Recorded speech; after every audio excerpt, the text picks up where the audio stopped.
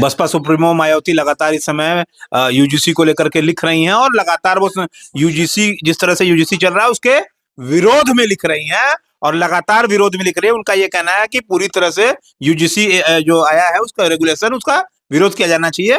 और देखा जाए तो काफी वो पोस्ट लिख रही हैं। इस समय ऐसा लगता है कि मायावती लगातार भाजपा के लिए काम कर रहे हैं या फिर ब्राह्मणों के गोद में जाकर के बैठ गई हैं, ऐसा भी बहुत लोग लिख रहे हैं। जी देखिए, बहन जी को अब मनुवादियों के गोद में जाके बैठ गई हैं।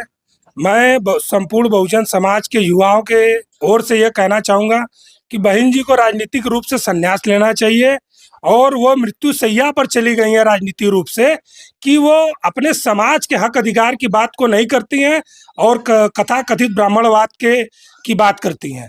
और मैं आपको ये इस चैनल के माध्यम से बहन जी से कहना चाहूँगा कि बहन जी मानवर कांसीराम साहब जब जिंदा थे तो एससी एसटी ओबीसी को लेकर साथ में चलते थे। तो आप देश की मुख्यमंत्री बनी, 4 बार मुख्यमंत्री आप बनी, मानवर कांसीराम साहब ने बनाया। आप उस विचारधारा से हटकर मनुवाद के गोद में जब से आप बैठ गई हैं, बसपा का वोट परसेंट जितना था वो लगातार हर विधानसभा चुनाव में, लोकसभा चुनाव में गिरता चला गया है। तो मैं चाहूंगा कि बहन जी अगर मुख्य रूप से राजनीति में मृत्यु शैया पर सो गई हैं, और पूर्ण रूप से मनुवाद और ब्राह्मणवाद के गोद में खेल रही हैं।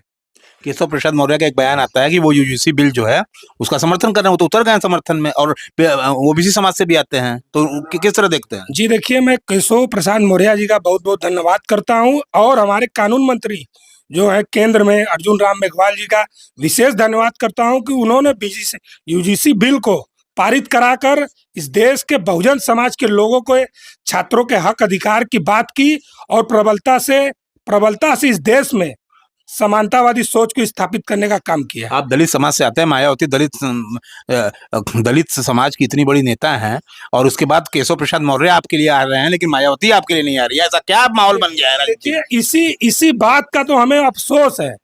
हमारा संपूर्ण बहुजन समाज उनको अपना नेता मानता है, लेकिन बहन जी इस बहुजन समाज को अपना नेता स्थापित करना नहीं चाहती हैं। वो बहुजन समाज को वोट को लेना ही नहीं चाहती हैं।